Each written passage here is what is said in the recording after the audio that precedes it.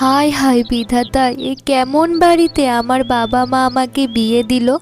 এত দেখা যাচ্ছে একটা মাটির কুঁড়ে ঘর। এই বাড়িতে আমি থাকবো কি করে বিধাতা? আমার জীবনটাকে নরক বানিয়ে দিল।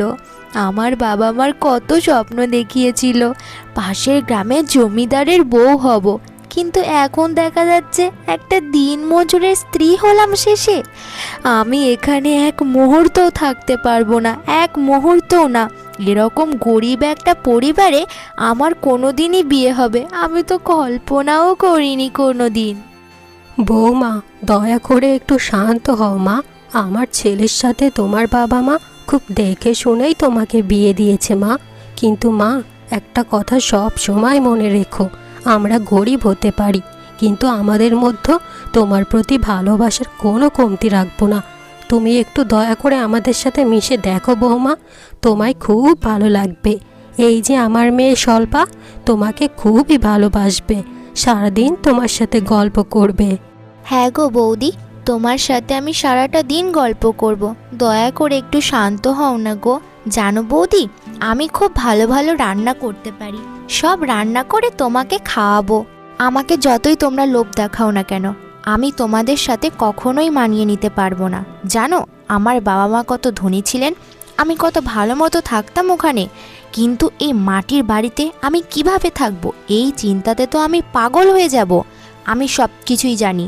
আপনারা সবাই মিলে ষড়যন্ত্র করে আমাকে এই বাড়িতে বউ বানিয়েছেন, তবে এর প্রতিশোধ আমি একদিন নেবই নেব। এই আপনাদেরকে বলে দিলাম। যেখানে আমি একটা গরিব মানুষের সাথে ভালো মতো কথাই বলতাম না, সেখানে আমার বিয়ে হলো একটা গরিবের সাথে। মা, কল্যাণের কথায় কিছু মনে করো না। সে তার বাবা মার একমাত্র সন্তান তো, তাই একটু রাগী এবং জেদি।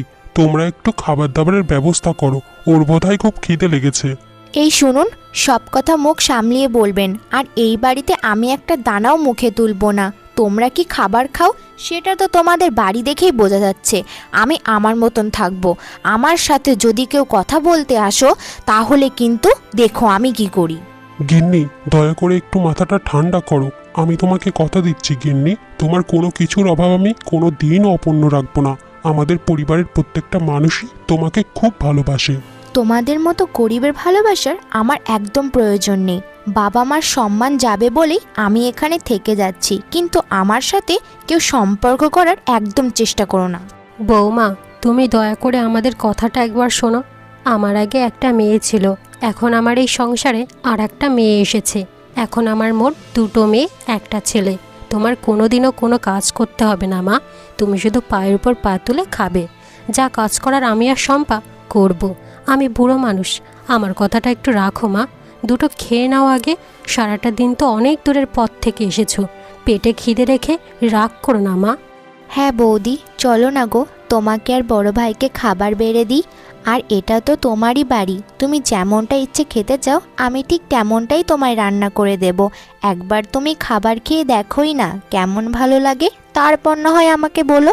আচ্ছা, এত করে যখন বলছো তাহলে চলোই দেখি গিয়ে তোমাদের খাবারের তালিকায় কত উন্নত মানের খাবার রয়েছে। এমনিতে খিদেও পেয়েছে, না হলে তোমাদের বাড়ির খাবার আমি কখনোই গিলতাম না। যা রে শম্পা যা, তোর বৌদি রাজি হয়ে গেছে। তাড়াতাড়ি আমার জন্য আর তোর বৌদির জন্য খাবার তৈরি কর। যাক, কল্যাণীর মনটা অবশেষে একটু গলল মনে হয়। যা রে শম্পা যা, তাড়াতাড়ি যা, আমার নতুন মেয়ের জন্য খাবারটা তৈরি করে দে। আমার মেয়েটা খাবে বলে কথা। খাও বৌমা, পেট ভরে খাও। তোমার জন্য আমার মেয়ে শম্পা খুব যত্ন করেই খাবারটা তৈরি করেছে গো। এই খাবারের স্বাদ কিন্তু বড় বড় যত খাবার আছে সকল কিছুকেই হার মানাবে। ছি ছি ছি ছি, খাবারগুলো কি মানুষে খায় নাকি কুকুর বেড়ালে খায়? এই খাবার তো আমি আমার বাড়িতে কোনো দিনই খাইনি। শুধু আমি কেন, আমার চাকর বাকেরাও বোধহয় কোনো দিন এই খাবারগুলো মুখেই তোলেনি। ভালো কিছু থাকলে আমাকে তাড়াতাড়ি দাও, আমার খুব খিদে পেয়েছে। গিন্নি, খেয়ে দেখোই না খাবারগুলো। খাবারগুলো কিন্তু খুবই সুস্বাদু। এই ডাল ভাত তরকারি, এগুলো কিন্তু বড় বড় তরকারির থেকেও ভালো লাগে খেতে। তোমরা তো গরিব, তাই তোমাদের মুখে এগুলো খুব ভালোভাবেই রুজে যায়। এগুলো আমার মুখে কোনো দিনই রুজবে না। হাই রে হাই, অবশেষে আমার না খেয়েই বোধহয় মৃত্যুটা হবে। বৌদি, তুমি রাগ করো না, এগুলো আপাতত খেয়ে নাও, বিকালে বড় ভাইকে বলবো হাট থেকে ভালো মাংস কিনে নিয়ে আসতে, তখন তোমাকে খুব কষা কষা করে মাংস রেঁধে খাওয়াবো। দেখো না একবার খেয়ে, এগুলো খুব ভালো খেতে। আমি এই বাড়িতে একদম থাকতে চাই না। আমাকে কোথায় কে আছো, আমাকে নিয়ে চলো এখান থেকে বের করো। এদের জ্বালায় আমার দম বন্ধ হয়ে যাচ্ছে। আমি একটু বাইরে গিয়ে নিঃশ্বাস নিতে চাই। তোমাদের মাঝে থাকতে আমার একটু ইচ্ছা করে না। বৌমা, আমরা গরিব বলে আমাদেরকে এভাবে অপমান করছো মা। আর যদি আমাদের টাকা পয়সা থাকতো তোমাদের মতো, তাহলে কি আমাদেরকে এরকম কথা বলতে পারতে মা? বলো আমাদেরকে। বিশ্বাস করো মা, আমরা সত্যিই তোমাকে প্রচণ্ড ভালোবাসি। আমার স্বামী আমার দুটো বাচ্চাকে রেখে সেই ছোটোবেলাতেই মারা গেছেন। এরপর থেকে আমি খুব কষ্ট করে তাদেরকে কোলে পিঠে করে মানুষ করেছি। ভেবেছিলাম যে আমার ছেলের একটা বৌমা হলে আমার ছেলের বৌমাকে আমার মেয়ের থেকেও বেশি ভালোবাসবো। আপনার এই কথাগুলো আমার একদম ভালো লাগছে না। আমি কত সুখী ছিলাম সেই দিনগুলোতে। আমার বাবার বাড়িতে যখন ছিলাম, একটা খাবার আমি দুবার খেতে চাইতাম না। ওই রান্নার মহিলা আবার কী সব রান্না করেছে মা বাবা? সকালে এই খাবারগুলো না আমি একবার খেয়েছি, আবার কেন আমাকে এই খাবারগুলো দিল? তারা কি জানে না আমি একটা খাবার একদিনে দুবার খাই না? আমি যে সবসময় ভিন্ন ভিন্ন খাবার খাই, সেগুলো কি তারা ভুলে গেছে? ওই কাজের লোকগুলো আর রান্নার লোকগুলো এখন আমার বাড়িতে নেই, না হলে দেখতে আমি ওদের কি অবস্থা করি। মা কল্যাণী, একটু মাথাটা ঠান্ডা কর। তারাও তো আমাদের মতো মানুষ। তারা ঘন্টায় ঘন্টায় ভিন্ন ভিন্ন খাবার কিভাবে রান্না করবে বলতো? আর তারা তো সব জানতা কেউ নয়। তুই যদি তাদেরকে সেধে না বলিস কিছু, তাহলে তারা বুঝবে কি করে যে তোর মন কি খেতে চায়? সবসময় তোমরা আমার সাথে এমনভাবে কথা বলো যে মনে হয় মানুষকে আমি মানুষ বলেই মানি না। তোমরাও আমার সাথে আর কথা বলো না। আমি তোমাদের সাথে কথা বলতে চাই না। একটা সামান্য খাবার রান্না করা নিয়ে আমাকে তুমি নির্দয় বলছো মা? আমার যখন পাশের গ্রামের জমিদারের ছেলের সাথে বিয়ে হবে, তখন তোমরা বুঝবে যে আমি কেমন পায়ের ওপর পা তুলে খাই। কল্যাণী, সব কিছুর কিন্তু সীমা থাকে। তুই কিন্তু সীমা ছাড়িয়ে যাচ্ছিস। তুই কিন্তু ভুলে যাচ্ছিস যে তোর সামনে তোর বাবা মা দাঁড়িয়ে আছে। আর তোকে কে বলেছে তোকে আমরা ওই জমিদারের ছেলের কাছে বিয়ে দেবো? ওই জমিদারের ছেলের চরিত্র সম্পর্কে তুই কতটুকু জানিস আমার থেকে? তাদের কোটি কোটি টাকা থাকতে পারে, কিন্তু তাদের কোনো মন নেই। তারা মানুষকে মানুষ বলে পরোয়া করে না। সেটা কি তুই জানিস? এটা তোমাদের মনের ভুল বাবা। বিয়ে যদি আমাকে করতেই হয়, তাহলে আমি ওই জমিদার বাড়ির ছেলেকেই বিয়ে করব। আচ্ছা, তোমরাই বলো বাবা মা, আমার মতো এত সৌন্দর্যযোগ্য একটা মেয়ে পাত্র তোমরা কোথায় খুঁজবে? পাত্র আমরা পছন্দ করেই রেখেছি। যখন সময় হবে তখন ওর কাছেই তোর বিয়ে বসতে হবে। আমাদের কথায় যদি তুই দ্বিমত করিস, তাহলে কিন্তু আমাদের মরা মুখ দেখবি। বাবা মা, তোমরা আমাকে এত বড় শর্তটা দিতে পারলে? আমি শুধু জমিদারের ছেলেকেই বিয়ে করতে চাই, শুধু তাকেই বিয়ে করতে চাই। বাবা যদি আজ আমাকে এত বড় শর্তটা না দিত, তাহলে এই দিন আমাকে কখনোই দেখতে হতো না। কে জানতো তাদের মনে এই ছিল? কে জানতো আমাকে অবশেষে একটা মাটির কুঁড়ে ঘরের বউ হতে হবে? আচ্ছা, তুমি কি চাকরি করো? আর কোথায় করো? কত টাকা মাইনে পাও? সব কিছু আজ আমাকে খুলে বলো। তুমি হাসালে গো গিন্নি, হাসালে। আমাদের মতো মূর্খদের কে চাকরি দেবে বলো তো গিন্নি? আমি দিনমজুর গো, দিনমজুর। সারাদিন অন্যর খেতে কামারে কাজ করে যা আয় করি, তা দিয়েই সংসারটা চালাই। আমি অভাবে থাকবো ঠিকই, কিন্তু তোমাকে অভাবে কোনো দিনও রাখবো না। শোনো, তোমাকে যেটা আমি বলতে চাচ্ছি, আমি এই বাড়িতে আর থাকতে চাই না। এই মাটির বাড়িতে থাকতে আমার ঘেন্না করে, গা গুলিয়ে ওঠে। আমাকে একটা তাড়াতাড়ি পাকা বাড়ি বানিয়ে দাও, আমি সেখানেই থাকতে চাই।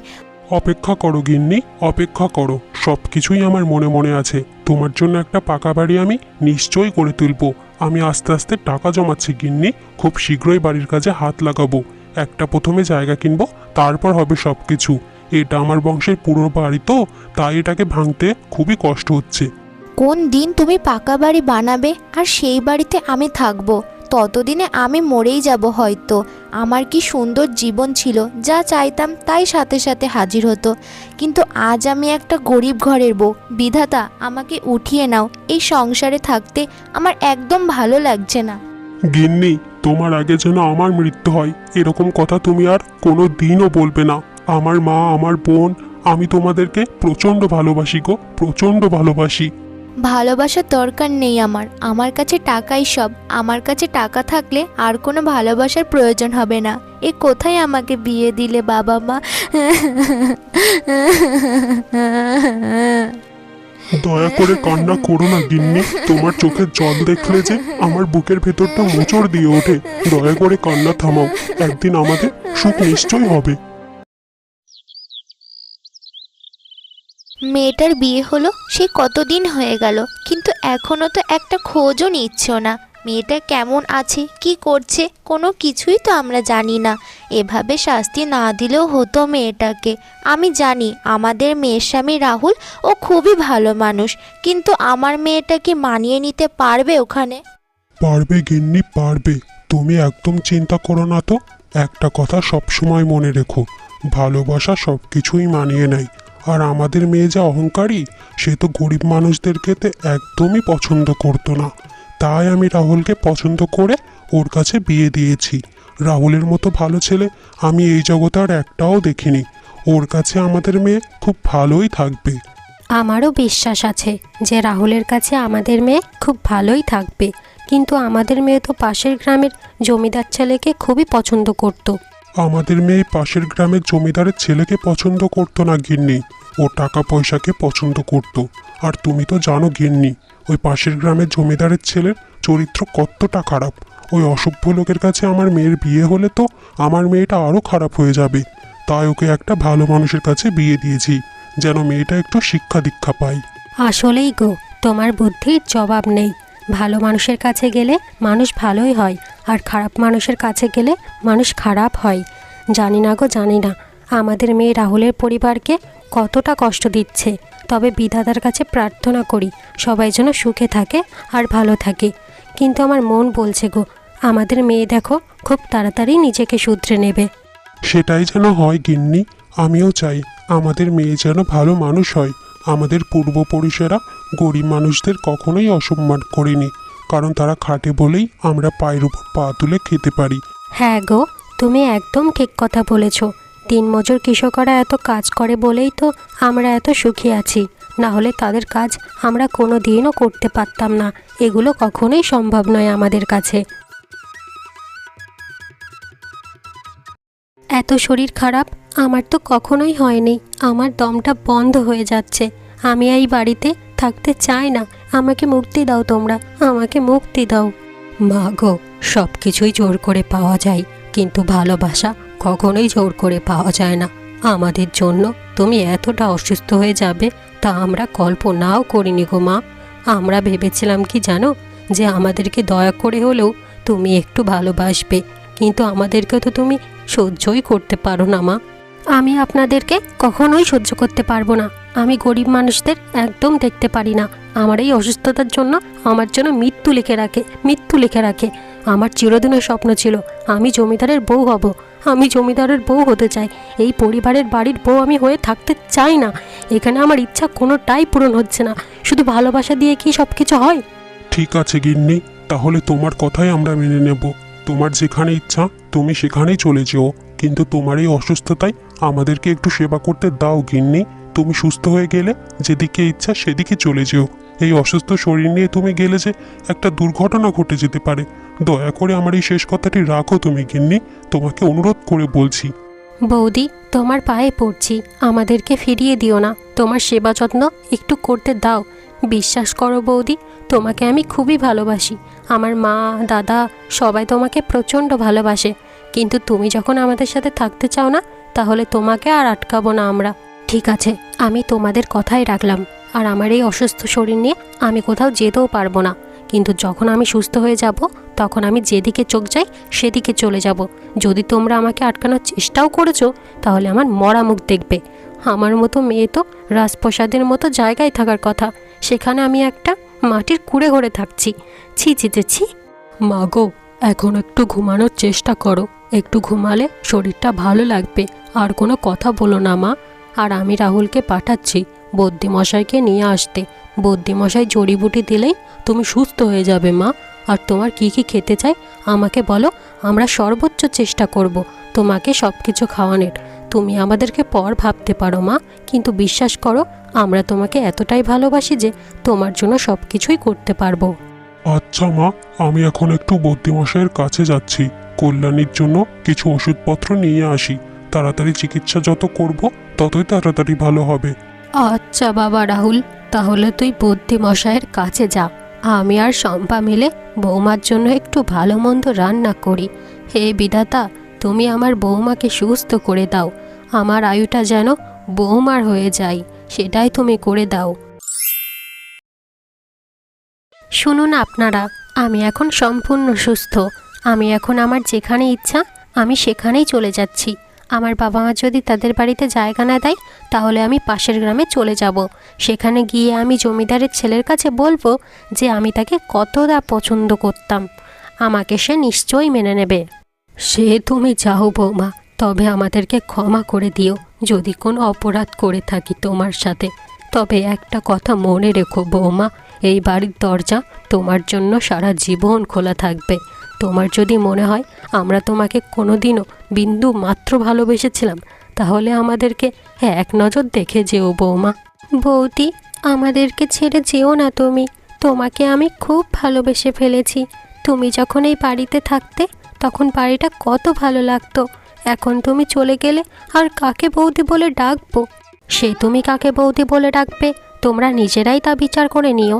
তোমার ভাইকে না হলে আর একটা বিয়ে করিয়ে দিও, তাকে সারা জীবন বৌদি বলে ডেকো। আমি তাহলে আসি, তোমাদের সাথে কথা বলে আমার শুধু শুধু সময় নষ্ট হচ্ছে। আমাকে তো কিছু বলে গেলে না গিন্নি, যেও না গিন্নি, আমাদেরকে ছেড়ে যেও না। তোমাকে ছাড়া যে আমি থাকতে পারবো না, যেও না গিন্নি।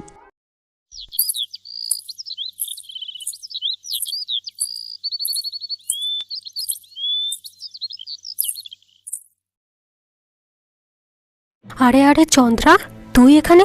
আর তোর এমন অবস্থা কেন? তোর কি হয়েছে বল তো? আরে মা, তোর মুখে আঘাতের চিহ্ন, তোর গায়ের জামা কাপড়ও তো কি নোংরা হয়েছে। তাড়াতাড়ি বল আমাকে, তোর সাথে এরকম পাশবিক নির্যাতন কে করেছে? বল আমায় বন্ধু, তুই তো কিছুই জানিস না আমার সাথে কি হয়েছে। তোর যখন বিয়ে হয়ে গেল এর কিছুদিন পর আমারও বিয়ে হয়ে গেল পাশের গ্রামের জমিদারের ছেলের কাছে। আমাকে তো তুই ছোটোবেলা থেকে খুব ভালো মতো চিনিস। আমাকে জমিদারের ছেলে খুব পছন্দ করেই বিয়ে করে নিয়ে গিয়েছিল, কিন্তু বিয়ের আগে তার এক রূপ আর বিয়ের পর তার আর এক রূপ। বিয়ের দিন থেকে তার মা জমিদার মশাই তার ছেলে মিলে আমাকে যা নির্যাতন করা শুরু করলো তাতে আমি কি বলবো, তা তুই তো দেখতেই পাচ্ছিস। তারা শুধু উঠতে বসতে আমার কাছে টাকা চাই, আমাকে এই টাকা এনে দিতে বলে, সেই টাকা এনে দিতে বলে। আমরা এত টাকা কোথায় পাবো বল? আমি যখনই বলতাম যে তুমি কি আমাকে বিয়ে করেছো নাকি টাকাকে বিয়ে করেছো, তখনই আমাকে শুরু করে দিত মারধর।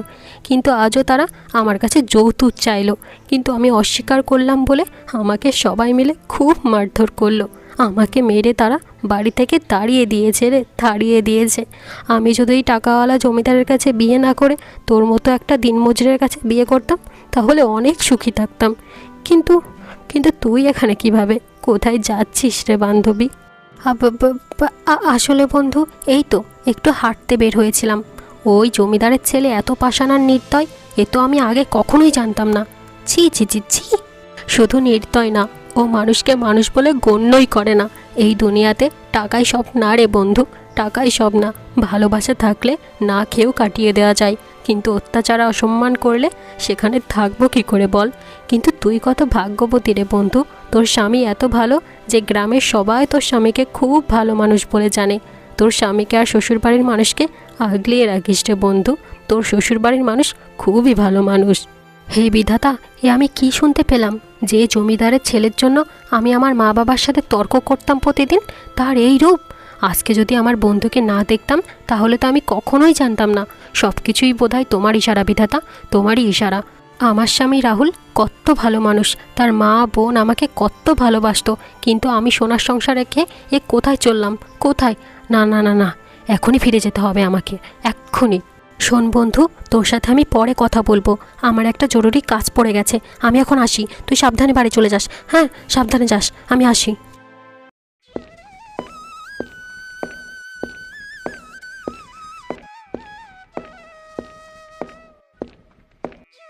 আমাকে সবাই ক্ষমা করে দিন, দয়া করে আমাকে ক্ষমা করে দিন। আমি কিছু ঘন্টার জন্য আপনাদেরকে ছেড়ে চলে যাচ্ছিলাম, কিন্তু আমার মনের মতো কেমন যেন একটা শূন্যতা অনুভব হচ্ছিল। তা আপনাদেরকে কিভাবে বোঝাবো? আমি যে মিথ্যা মায়ের পেছনে দৌড়াচ্ছিলাম, সেটা আসলে একটা মরিচিকার মতো ছিল। আমি এখন বুঝতে পেরেছি আপনারা আমাকে কতটা ভালোবাসেন। আমাকে ক্ষমা করে দিন দয়া করে। মা, তুমি এভাবে আমাদের কাছে ক্ষমা চেও না। তুমি তোমার ভুল বুঝতে পেরেছো, আমাদের কাছে এটাই অনেক। আমাদের সব থেকে বড় পাওনা এটা। আমার মেয়েটাকে আমি আবার যে ফিরে পেয়েছি। চলো মা, ঘরে চলো, আমরা সবাই মিলে খুব সুখে শান্তিতে সংসার করব। হ্যাঁ মা, আমরা সবাই মিলে একসাথে চিরদিন থাকবো। গিন্নি, তুমি আমাদেরকে যে বুঝতে পেরেছো, এটাই অনেক। জীবনে বাঁচতে গেলে পরিবারের ভালোবাসাই সবার আগে দরকার হয়, সেটা আমি বুঝতে পেরেছি গো। আমি হাড়ে হাড়ে বুঝতে পেরেছি। মা, ও মা, কোন দিন একটু তুমি সুস্থ হবে বলতে পারবে কি তুমি? মা, আমার আর ভালো লাগে না। তোমাকে এই অবস্থায় দেখলে আমার বুকের ভেতরটা দুমড়ে মুচড়ে একাকার হয়ে যায়। মা, তোমার হাতে রান্না খাইনি সেই কতদিন হয়ে গেল। কোন দিন একটু তুমি বসতে পারবে, একটু উঠে দাঁড়াতে পারবে? বলো না মা, উত্তর দাও, চুপ করে থেকো না। মারে, আমি তো উঠে দাঁড়াতেই চাই, কিন্তু দেখ বিধাতার কি লীলা খেলা, আমাকে দাঁড়াতেই দেয় না। হঠাৎ করে এতটা অসুস্থ হয়ে গিয়েছি যে তোর কোনো খেয়ালই আমি রাখতে পারছি না। তবে চিন্তা করিস না মা, তোর মা খুব তাড়াতাড়ি উঠে দাঁড়াবে। তোর মুখে খাবার তুলে খাইয়ে দেবে, মাথায় বিনুনি করে দেবে, আরও অনেক অনেক কিছু করে দেবে তোর মা। আমি তো সেই আশাতেই বুক বেঁধে আছি মা। তাই ওষুধের দোকানের রামু কাকার কাছে আমি একটু পর যাব। কিছু ওষুধ যদি বাকিতে দেয়। বাবাও তো কিছুদিন ধরে খুব কমই উপার্জন করছে, সংসারের খুব টানাটানি চলছে মা। তুই এই বয়সে আমাদের জন্য কত ভাবিস মা। গ্রামের 8-10টা মেয়ের মতো নয়, তুই তাদের থেকে অনেক আলাদা। তুই মা বাবার কথা চিন্তা করিস। আসলেই রে মা, তোকে মেয়ে হিসাবে পেয়ে আমরা খুবই গর্বিত। ভালো থাক মা সারা জীবন। তোমাদেরকে ছাড়া আমার আর কে আছে মা? তাই তোমাদের কথা চিন্তা করব না তো কার কথা চিন্তা করব বলো? আচ্ছা মা, তুমি এখন শুয়ে থাকো। এখন আমি আমার কাজগুলো সেরে আসি গিয়ে। তুমি যদি ওষুধগুলো ঠিকমতো না খাও, তাহলে তো আরও অসুস্থ হয়ে যাবে। না রে মা, তুই আমাকে নিয়ে একটু বেশিই ভাবিস। আমি অতটাও অসুস্থ হয়ে যাচ্ছি না। বিধাতার যেদিন ডাক পড়বে সেদিন এমনিই চলে যেতে হবে। এত ওষুধপত্র দিয়ে কি হবে মা? ভাই, জঙ্গলের এদিকটাতে আর কাঠ কাটা যাবে না। এরকম ভেজা স্বেচ্ছেতে কাঠ বাজারে বিক্রিও হতে চায় না। সংসারটা যে কিভাবে চালাবো সেই চিন্তাতেই আমার মাথা খারাপ হয়ে যায়। তা একদম তুই ঠিক কথাই বলেছিস। আমাদের কাঠুরিদের অবস্থা খুবই খারাপ। আমার মেয়েটা কিছুদিন ধরে খুবই অসুস্থ। কি যে করব কিছুই বুঝতে পারছি না। এভাবে যদি অল্প কিছু রোজগার হয় তাহলে তো কিছুতেই কিছু হবে না।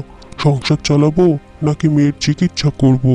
তুমি তো জানোই ভাই, আমার সংসারের কি হাল। আমার গিন্নিটা সেই কদিন ধরে অসুস্থ হয়ে বিছানায় পড়ে আছে। সুস্থ হওয়ার কোনো লক্ষণই তার মাঝে দেখছি না। ওষুধপত্রের পেছনে অনেক টাকা খরচও হয়ে গিয়েছে। মেয়েটাও বড় হচ্ছে। কি যে করব ভাই, কিছুই মাথায় আসে না। আর একটু বড় হলে যে মেয়েটাকে বিয়ে দিতে হবে, সেই টাকাও তো জোগাড় করতে হবে বলো। সব দিক থেকেই আমাদের গরিবদের অবস্থা খুবই বেহাল ভাই। মাছের বাজারে, সবজির বাজারে আগুন ধরেছে। কিছুই কিনে খাওয়া যায় না। কি যে খাবো আমরা গরিবরা সেটাই বুঝতে পারি না। হ্যাঁ রে ভাই, এই অবস্থাতেই চলতে হবে আমাদেরকে। আর কিছুই করার নেই। ধনীরা আরো ধনী হচ্ছে, গরিবরা আরো গরিব হচ্ছে। এটাই সমাজের বাস্তবতা। চল ভাই, এখন বাড়ির পথে রওনা হওয়া যাক। এখানে বসে থেকে আর লাভ নেই। এই কাঠগুলোও বিক্রি করে কটা টাকা হাতে নিয়ে বাড়িতে যাই। হ্যাঁ ভাই, তাই করি। চলো বাড়িতে চলো। রামু কাকা, মায়ের সকল ওষুধ শেষ হয়ে গিয়েছে। দয়া করে আর কিছু ওষুধ যদি বাকিতে দিতেন তাহলে খুবই উপকৃত হতাম। দয়া করে কিছু ওষুধ আমাকে বাকিতে দিন রামু কাকা। কিছুদিন পর বাবার রোজগার যখন বৃদ্ধি পাবে তখন সব শোধ করে দেব। আমাকে কি তোমরা বোকা পেয়েছো? কিছুদিন পর পর ওষুধ নিয়ে যাও, টাকা দেওয়ার নামে কোনো নামগন্ধই নেই। আর আমি তোমাদের ফাঁদে পা দিচ্ছি না বাপু। তোমরা যখন ওষুধের টাকা দিতেই পারবে না, তাহলে রোগ বাঁধাও কেন? আমাকে ক্ষমা করো বাপু, আমি আর তোমাদেরকে বাকিতে ওষুধ দিতে পারবো না। অন্য দোকান থেকে বাকিতে নিয়ে যাও। এভাবে বলবেন না কাকা, এটা আমার মায়ের জীবন মৃত্যুর ব্যাপার। দয়া করে আপনার দুটো পায়ে পড়ি, আমাকে কিছু ওষুধ দিন। আমি আপনাকে কথা দিচ্ছি, কিছুদিন পর আপনার সকল টাকা শোধ করে দেব। টাকা তো অনেক আসবে যাবে, কিন্তু জীবন যে একেবারেই থেমে যাবে কাকা। আমি বললাম না আমি ওষুধ দিতে পারবো না। বন জঙ্গলে তো কত ধরনের ওষুধের গাছ পাওয়া যায়, সেখান থেকে ওষুধ বানিয়ে তোমার মাকে খাওয়াতে পারো না? ওষুধ কেনার যখন সামর্থ্যই নেই, তখন তো ওগুলোই করা উচিত। আপনাকে এত করে বললাম, তবুও আপনার পাষাণ মন একটুও গলল না কাকা। আচ্ছা ঠিক আছে, ওষুধ দিতে হবে না, আমার মাকে বিধাতাই রক্ষা করবে। এই তো এতক্ষণে ঠিক কথাই বলেছ। তোমাদের মতো গরিবদের সাথে সবসময় বিধাতাই থাকবে, তাই ওষুধের কোনো প্রয়োজন নেই। যাও যাও, বাড়িতে চলে যাও। আমার দোকানে এখন অনেক কাস্টমার আসবে, এখানে ঝামেলা করো না তো বাপু। আচ্ছা কাকা, আমি আর এখানে ঝামেলা করব না, আমি বাড়িতে চলে যাচ্ছি। আর আপনি যে টাকাগুলো আমার কাছে পান, সেগুলো যেভাবেই হোক আমি খুব তাড়াতাড়ি দিয়ে যাব। আসি কাকা, ভালো থেকো।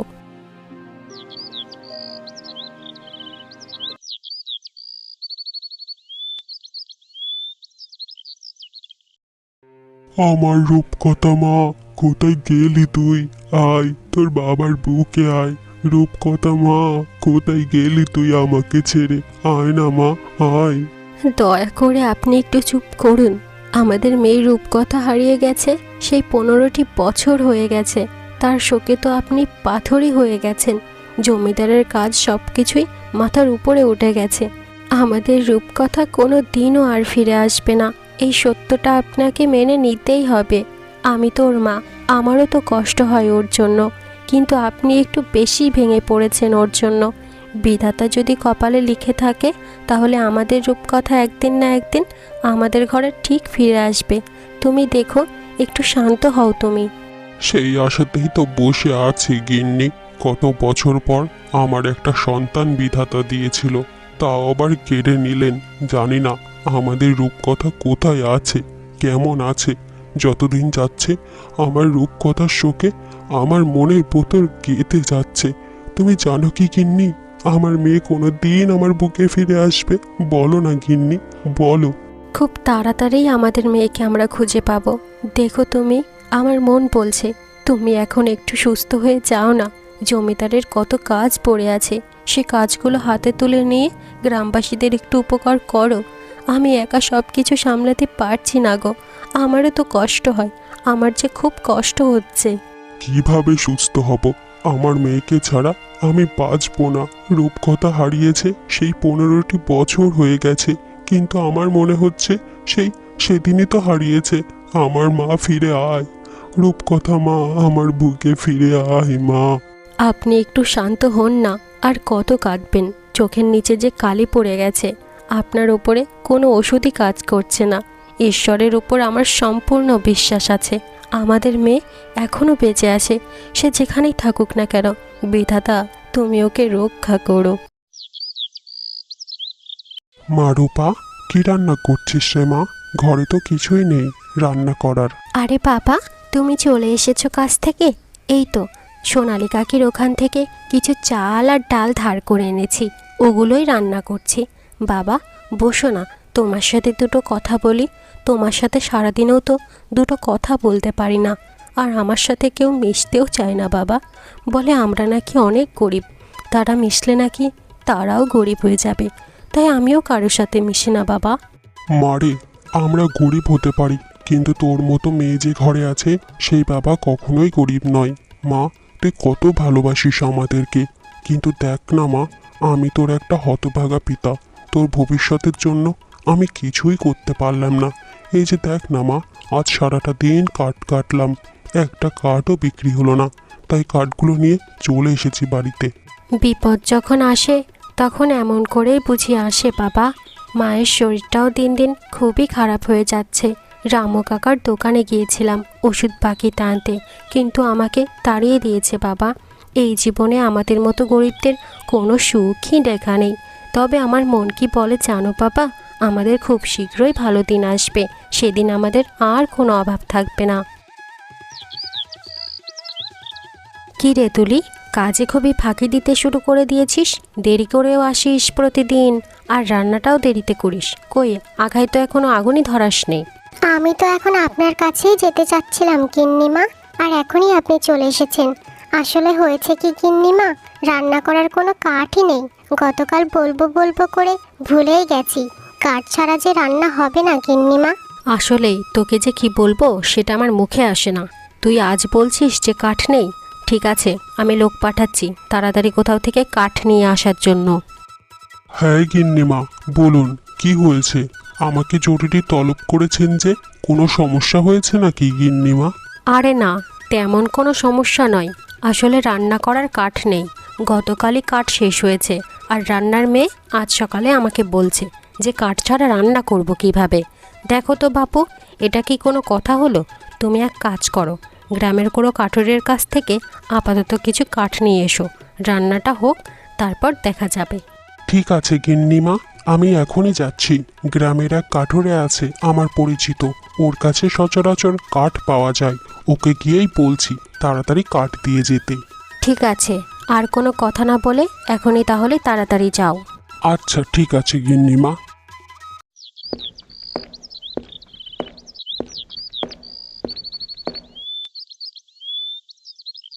জয়, এই জয় কাঠুরে, বাড়িতে আছো নাকি? জয়, তোমার কাছ থেকে কাঠ নিতে এসেছি। কই হে জয়, কাঠুরে বাড়িতে আছো নাকি? আপনি কে কাকা?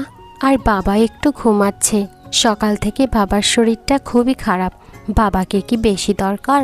যদি বেশি দরকার হয় তাহলে আমাকে বলে যান, আমি বাবাকে বলে দেব। দরকার মানে খুবই দরকার। এখনই জরুরি ভিত্তিতে জমিদার বাড়িতে কিছু কাঠ লাগবে। তোমার বাবাকে বলো এখনই গিয়ে দিয়ে আসতে। জমিদার বাড়ির ব্যাপার স্যাপার বুঝোই তো। ও, আপনি জমিদার বাড়ির লোক?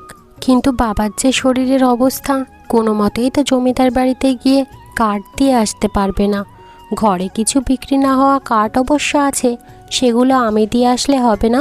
কদিন ধরে বাবার কাঠও বিক্রি হচ্ছে না, তাই যদি কাঠগুলো জমিদার মশাই কিনে নিতেন তাহলে আমাদের খুবই উপকৃত হতো। আরে হবে মানে, দৌড়াবে গো দৌড়াবে। তুমি এক কাজ করো, এখনই কাঠগুলো জমিদার বাড়িতে দিয়ে এসো। তোমাদেরও টাকার প্রয়োজন আর আমাদেরও কাঠের প্রয়োজন, তাই কাজটা একটু তাড়াতাড়ি করো। আচ্ছা ঠিক আছে, আপনি এখন যান, আমি এখনই কাঠগুলো দিয়ে আসছি।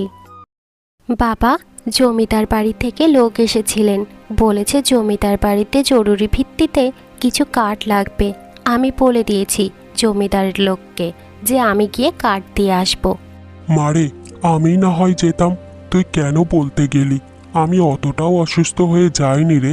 কদিন ধরে একটা কাঠও বিক্রি হচ্ছে না, তাই অনেক কাঠই জমে আছে। আরে না না বাবা, তুমি একদম চিন্তা করো না, তোমার এই অসুস্থ শরীর নিয়ে যেতে হবে না। তুমি একদম চিন্তা করো না বাবা, তোমার সেই ছোট্ট মেয়ে আর ছোট্টটি নেই, সে এখন অনেক বড় হয়ে গেছে। তুমি একটু মায়ের খেয়াল রেখো বাবা, আমি যাবো আর আসবো। সাবধানে যাস রে মা, পথঘাট দেখে শুনে যাস কিন্তু। তোর পুরোটা জীবনই তো যাচ্ছে আমাদের সেবা যত্ন করতে করতে, আর কত করবি আমাদের জন্য মা? এখন একটু নিজের জন্যও ভাব। মা, এত কথা বলো না তো, তুমি চুপচাপ শুয়ে থাকো আর বাবার সাথে গল্প করো। বাবা, আমি কিন্তু যাচ্ছি।